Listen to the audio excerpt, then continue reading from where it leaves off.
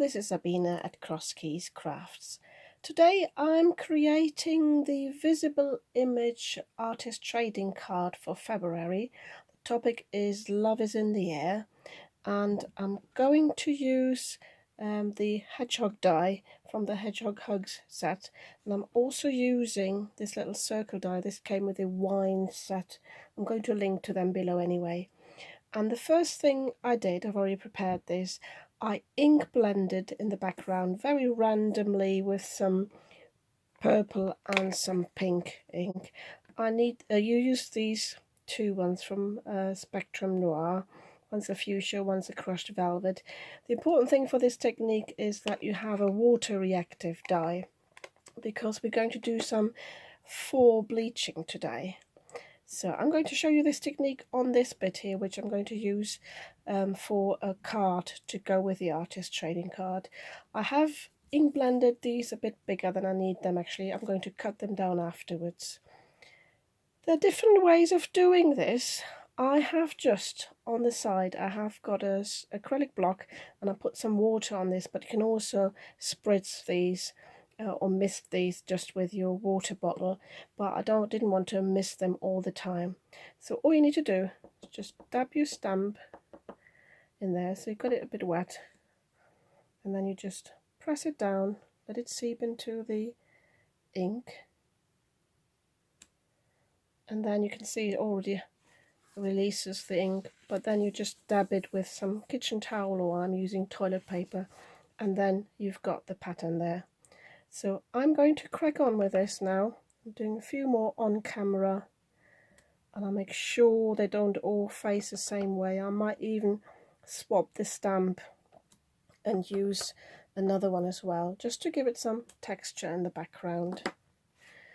Before they dry, just dab it up like this. You can also use an old cloth if you want to. There we go. So I'm going to do this now. Everywhere. I've even got a few splatters here, but it doesn't matter for the technique. But the important thing is then I'm going to dry this before I crack on to the next step, because I want to heat emboss, and I need this to be super dry for the embossing powder. Okay, so I have finished with the faux bleaching, and I have dried this with my heat tool, and I have cut this to size. I've cut this a bit smaller than this standard ATC because I want to give it a little matte. So this is slightly smaller than 3.5 by 2.5 inches. Now for the stamping, because the theme is Love is in the Air, I had a look around in my stamps if I've got anything love related. And I did find the Christmas robin, and it says Sending Love. And I also have got, these are the go-to Christmas words, and this one says With Love. So I decided to use this stamp, but obviously I don't want the at Christmas. So one easy thing to do is, if you don't want to cut your stamps apart, I sometimes do that with cheaper stamps, you can mask words off before you apply the ink. So I've got the With Love at Christmas on my stamping block, and I'm just using some washi tape now, and I put this over the at Christmas. Make sure it's adhered, so this will not get any ink on it, and I will use the Versamark in a moment. So with the hedgehog, again, I would like to pick up this love theme, and I thought it would be nice for him to hold a little heart, and I decided not to apply this over the dark embossing powder. So again, I'm going to do some masking, and I've just cut myself a little heart out of cardstock. You can use a washi tape again if you want to, but this will do me. Oh, by the way, if you've got new stamps, and I have got new stamps, rub them a bit over your skin, basically to take any sort of residue off, and that will allow you to stamp them more nicely. So I've already done this, and on this sentiment as well. I'm just going to place this heart here, and because it's a good quality rubber stamp or silicone stamp, polymer stamp, this will actually sort of, yeah, photo polymer stamp. This actually holds on to the heart, so that's not an issue. And I've got my tweezers ready in a moment, so after I've applied the Versamark, I can just peel this off without causing any damage. So before I stamp, as always, you should use some anti-static powder. As I said before, make sure it's really dry, because otherwise the embossing powder will adhere to the moist areas. And I will actually quickly glue this down on a piece of cardstock, because it is a bit tricky to maneuver because it's so small. So I just take this and I'm just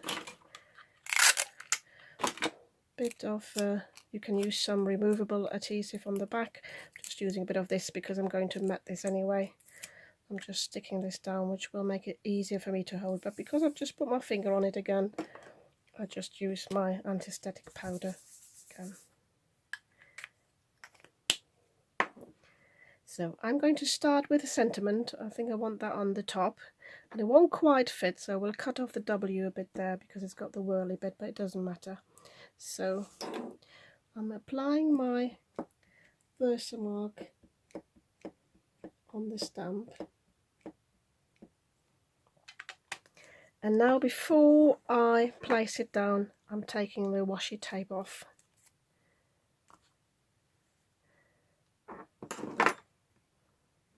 I'm placing it down sort of straight.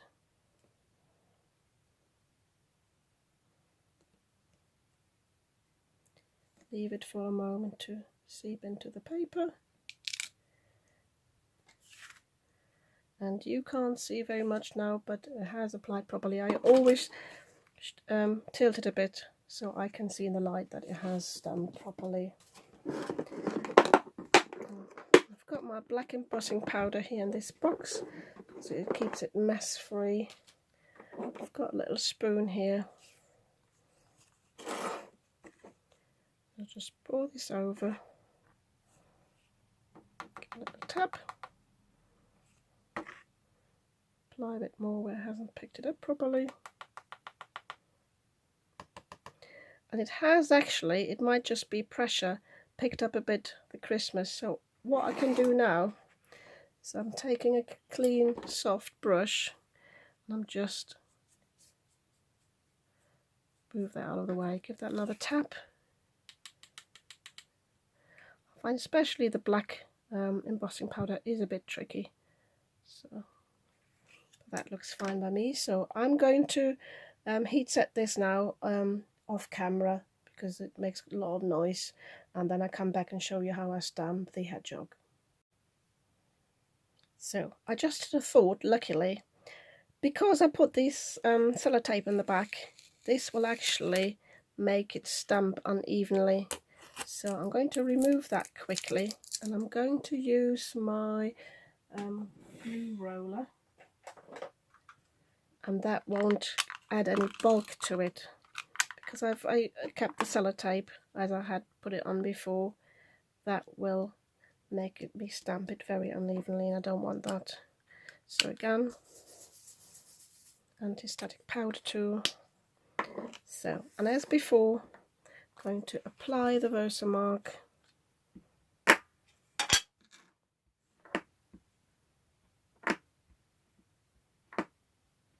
Should be plenty. As I said, using my tweezers now, I'm just starting at the bottom. Just peel that off and then stamp him down, or her.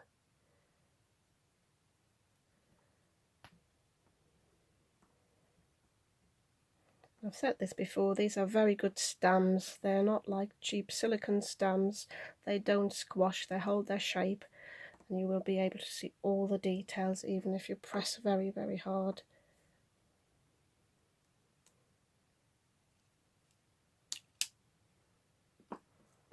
So, going to, again, put the embossing powder on.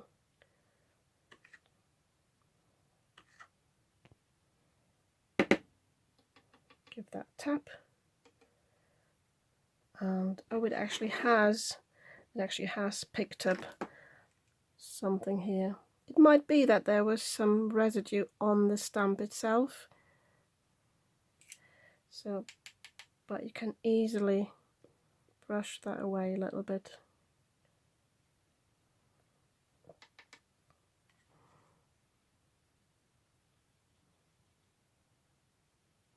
So it might be an idea just to use maybe just a little bit of a baby wipe or a little bit of alcohol before, but this will do me, I think. Try to get the heart shape as nicely as possible. That'll do me. So again, I'm going to heat set this, and then I'm going to show you how I finish this off. So I've heat set this. I have matted it on the slightly bigger piece of cardstock, just some pink in the background, and I'm going to use my stickles to fill in the heart. Just follow the shape I've got here. Because I don't have the black background, it pops a bit more than it would have been if I had stamped it without the mask.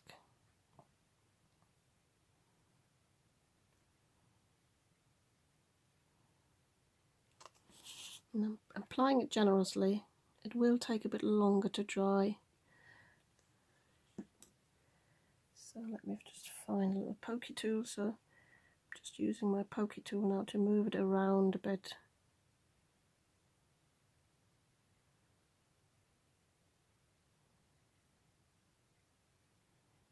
If you don't have stickles, you could just use some glaze and put some glitter in it, or you could just colour it a different colour underneath and then just add the accent glaze.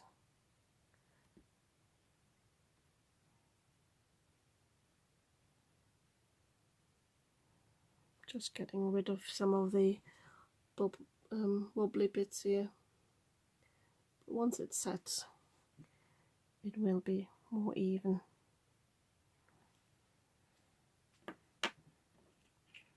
So there we go. Yeah, I'm quite pleased with this. So just a tiny little artist trading card, and I think this is quite cute. So I'm now going to create the card to go with this, same techniques, and I'm going to show you in my at the end of the video what it's going to look like when I've finished. Two things I forgot to mention. When you get some warping after the heat embossing, you can always heat it up again from the back, and that will sort of go against the warping in the front, and that always helps it a bit. And then just glue it down with a good glue, like the quick grab glue that I'm using. I'm going to link to that in the description box. And the other thing is, when you do faux bleaching, I don't know if you can see this, rather than just stamping it here and then just going back into the water, you can use the ink that you basically lift off and stamp it on another piece. I just stamped it offside a bit, and this just went in the bin, and this is why I forgot to show you this. So that's another technique. You can have basically a two for 1. Have one, the faux bleaching one, and then do the colour on a white ground or a light coloured ground, and that can look really nice as well. Well, they do say less is more for a reason. The card to go with my artist trading card, I think I've ruined it now. This is all fine, I'm happy with that, and I added the flowers. I just stamped them on with some VersaFine Clair, which is not water reactive, so that was fine. And I thought I'd go back and do some faux bleaching in the petals. That didn't look too good. I thought, okay, I'll just colour it in with some sparkle pen. That went all over the place, and I thought, oh, maybe I just draw around it with some black gel pen. And oh yeah, and I put stickles, clear stickles in the middle, and it's a mess, a proper mess. And but I can rescue this card. I didn't want to make a new one, and I'll show you how I'm going to do that. Basically, my idea is to just use these bits that are fine and cut these out maybe even tear them out, because with a visible image it's all a bit about a grungy look sometimes with the stamps. So I decided to create the base card, and I basically ink blended all the way around with the same purple I used on the topper here. I used some low-tack tape to cover the back part of my card. I hope you can see that. So, and I just used the residue I had on my ink blending brush just to go round. And then as a mat to basically tie in the black of the bird and the hedgehog and the sentiment, because I thought they popped out a bit too much, I have just torn around a piece of black cardstock, and this is actually from some packaging. This is why it tears really nicely, because it's not very smooth paper. So this will go on the top here, and as I said, I will either cut the animals and the sentiment out, or will tear them. I'll have a look. First thing I'm going to do is cut away the flowers, because I don't want to mess with the stickers that are still wet, and then I'm going to make a decision, and I might introduce some more pieces of cardstock for some layering, but I'll show you that in a moment. Okay, I talk you through my thought process. I decided not to tear these out because the cardstock is quite thick and I didn't want it to tear funnily, but I did use this tool. I got this really cheaply somewhere. I know there are companies that produce this, and this basically tears the edges. You just run it along, and I did it twice, and it really breaks open the fibres of the paper there and makes it look really sort of grungy, gives it some texture as well. I don't know if you can see that from the side, and I really like the look of that. I then used my pieces and sort of lay them on the piece of paper and on the cardstock, sorry, and to see what it looks like. And I thought something was missing here, and I didn't mention that before. I had considered putting some other pieces of cardstock there, so I went to the same pink as I've used for the ATC. And I'm going to layer these behind, and I have put these pictures, not the sentiment though, onto some foam pads. I might actually do that with a sentiment as well, I just forgot. And yeah, I'm going to layer these on here, and I think that gives enough interest and texture and colour, and I think it's a much nicer card anyway than I had originally. So my tip is, don't dismiss things you have created just because they're not 100%. Play with it, go along with it, and yeah, see if you can create something even better. So I'm just gluing these together, and then, as I said, in my final shot I'm going to show you both this card and the ATC. And the final tip, my video is getting longer and longer.